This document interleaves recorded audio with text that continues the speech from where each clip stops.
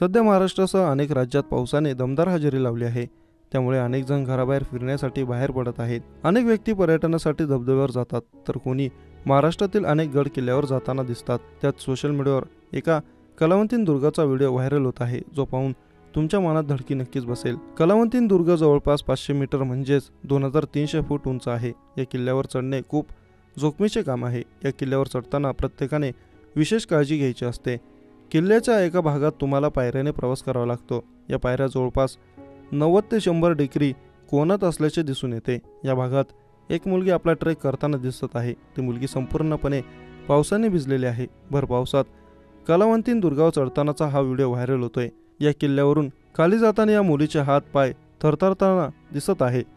गडावरून बघितल्यावर खाली खोल दरी दिसत आहे। खोल दरीचे हे दृश्य निसर्गरम्य आहेच, पण त्याचसोबत काळजाला धडकी भरवणारे आहे। पावसाळ्यात कलावंतीन दुर्गावर अनेक ट्रेकर्स ट्रेक करण्यासाठी येतात।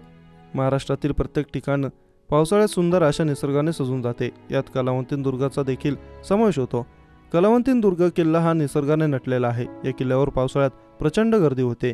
या किल्ल्यावर जाण्यासाठी सर्वप्रथम तुम्हाला पनवेल स्टेशनला जा। त्यानंतर तुम्ही ठाकूरवाडीपर्यंत जाणारी बस किंवा रिक्षा पकडा। ठाकूरवाडीला पोहोचल्यावर तुम्ही प्रबळ माचीवर ट्रेक करा। प्रबळ माचीवर तुम्हाला खाण्यापिण्याची उत्तम सोय आहे।